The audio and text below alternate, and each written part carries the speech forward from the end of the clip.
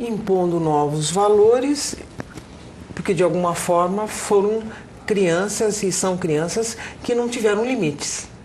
Sim, eu acho que a formação humana, ela se perde um pouco no processo de formação desses alunos na escola, quando você vê esse processo de formação muito voltado para o mundo do trabalho.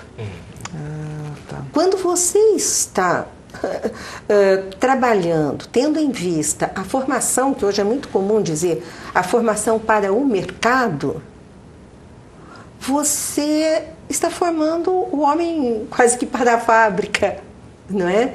E não aquele homem, aquele ser com uma formação ampla, com valores, carregado de intencionalidade, subjetividades e tudo mais, né? Então, eu acho que é bastante sério isso. A questão dos valores, ela escapa quando você pensa numa formação limitada, que é esta formação para o mundo, só para o mundo do trabalho. Que é o que está imperando? Em algumas áreas, sim. Né? Em algumas áreas, sim. Quer dizer, não que não existam valores, porque no mundo do trabalho os valores estão lá, a questão da ética está lá, a questão da moral está no mundo do trabalho também. Mas isto não... Então, formar para o mercado de trabalho, para mim, envolveria isto também. Também. Não é? Não apenas o fazer, o domínio dessa técnica, o domínio de uma atividade produtiva. Mas isso de alguma forma tem sido deixado de lado, pelo que vocês colocaram desse jovem, da forma como esse jovem está chegando ao mercado de trabalho. Sim. E não é só a questão do jovem também. Se a gente pensar na mercantilização do ensino, não é só o aluno, né, que é formado a partir de competências e habilidades para atender de forma imediata e pragmática o mercado. Mas a gente também está falando da coisificação do professor, da coisificação do educador. Né, que, por vezes, ele é condenado a uma imagem apenas. O grande medo dos educadores é serem trocados por monitores, por aulas digitais, por aulas à distância. Né? Se a gente compreender o número de cursos à distância que existe hoje, né, e não tem como não pensar a precarização da atividade do docente em relação a isso. Não só de perder o contato humano, mas também por ele multiplicar um conhecimento por uma via digital que vai fazer com que ele apenas grave essa aula e essa aula vai ser multiplicada sem a possibilidade do diálogo. Isso é muito cruel para a imagem do professor. Né? Pela própria essência, né, do trabalho do professor. Isso é interessante, que ao mesmo tempo que na nossa sociedade, e você, em todos os âmbitos, você ouve a defesa do trabalho do docente. Né? Todo mundo valoriza o professor. Você dificilmente vê alguém negando esse trabalho, negando o trabalho desse profissional. Mas, na verdade, ao mesmo tempo que isso ocorre, por outro lado, você tem a desqualificação na formação desse profissional também, por meio da mercantilização do ensino. Né? Como estão sendo formados esses professores? Quer dizer, o interesse que você tem aí do lucro fácil por meio do ensino, né? Tem a desqualificação dessa formação, a rápida formação.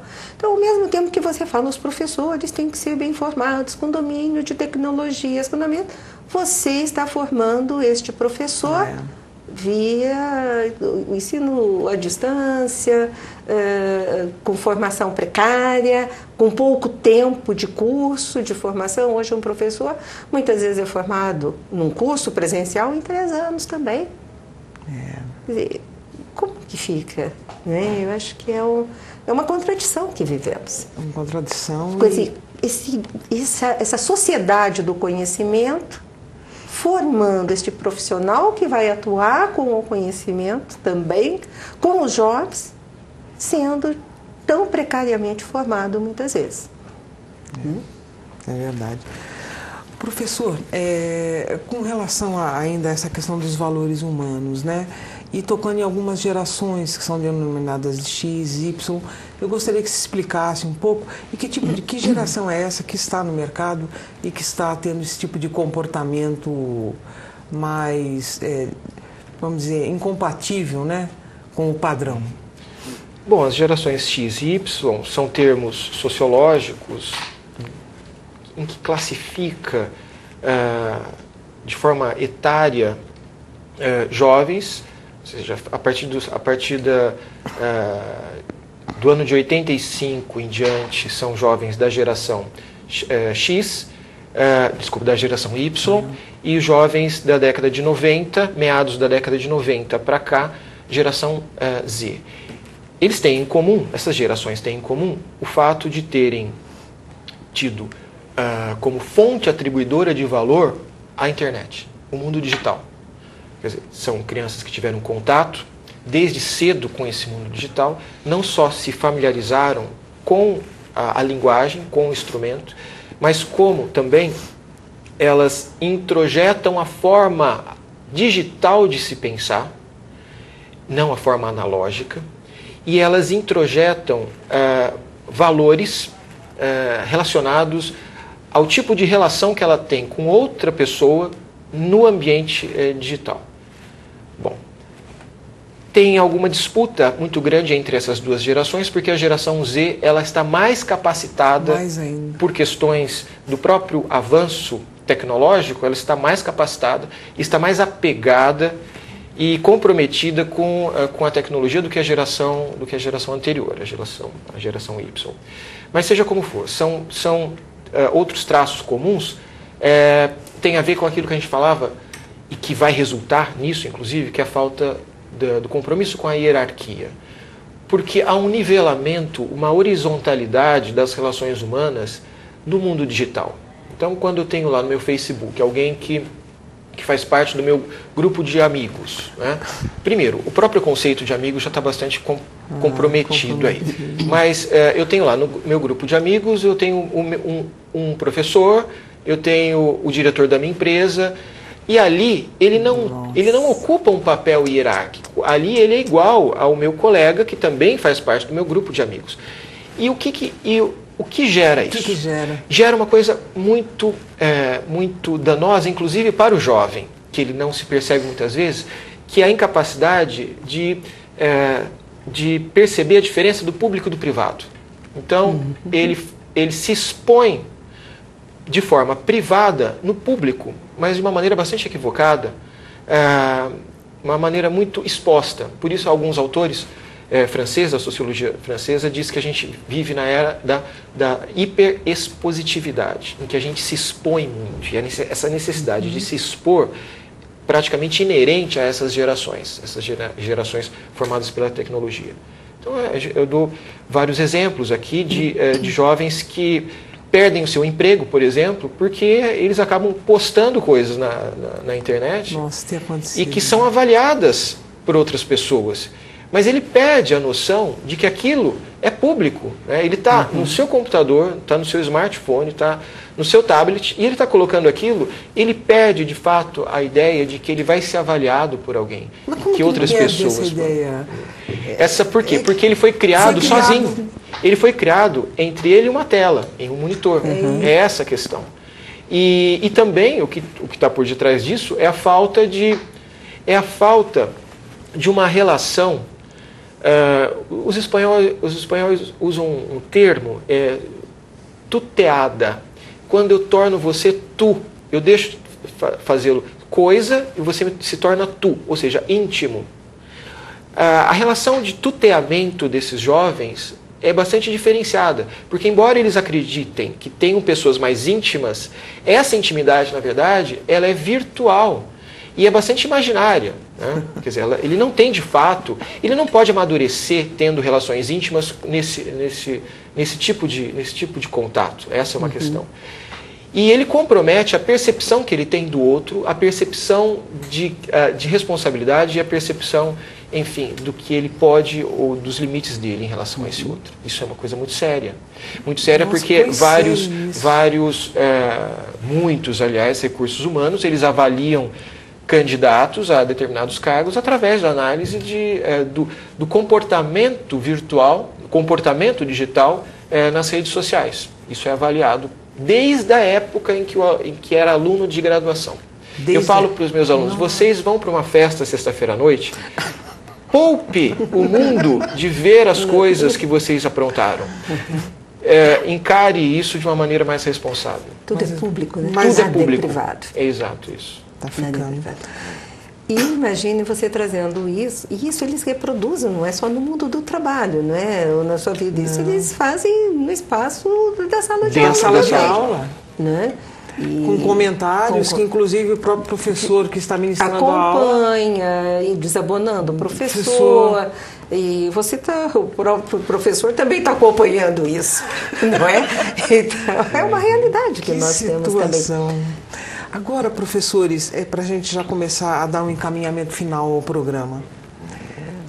Como conviver, então, com essas novas tecnologias, com esses jovens dessas gerações, com essa falta de limite, em parte, dos pais?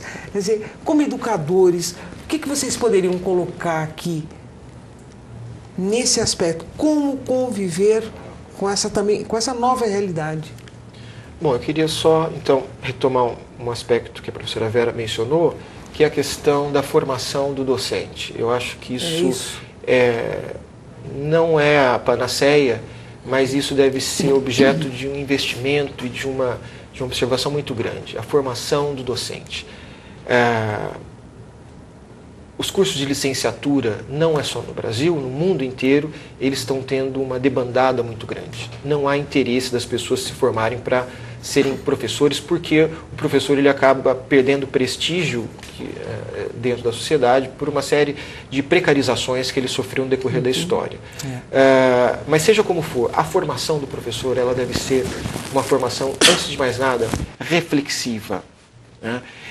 Deve ser uma formação moral, não deve ser uma formação tecnicista, onde ele vai aprender a ensinar como aperta botão. E ele não deve atender unicamente ao mercado, não deve virar as costas ao mercado, obviamente, mas ele não deve estar em função de uma necessidade pontual, que é a necessidade de mão de obra especializada. E não só, como dizia Paulo Freire, a formação não acaba ali, pelo contrário, a formação é contínua, permanente, a capacitação é eterna, né? Desde que o professor está no ato pedagógico, ele tem que se capacitar. E quem tem que capacitar são as universidades. As universidades elas têm que ser o locus propedêutico e formador para esses professores que atuam em toda a rede básica de ensino. Eu acredito que uma capacitação adequada é um viés importante exatamente para a gente compreender e saber lidar com esses jovens. Professora. Sem dúvida, né? Eu concordo plenamente com o que você aponta. E eu diria o seguinte, que a internet, quer dizer, todo esse desenvolvimento que está posto para nós, tecnológico, que acreditávamos nele como um grande auxílio, como o grande desenvolvimento da humanidade e tudo mais, a nossa capacidade, ele trouxe para nós outras exigências. Não se encerrou, né? E a realidade está nos mostrando outros desafios postos por essa tecnologia, por esse mundo virtual que está aí, por esse processo de globalização e tudo mais. Então, o que eu acho que não podemos fazer é fazer de conta que não está acontecendo nada. Professora Vera, professor Arlindo, agradeço a participação e a contribuição de vocês para a discussão desse tema. Muito obrigada mesmo. Obrigada. E a gente vai ficando por aqui. Até o nosso próximo encontro. Até lá!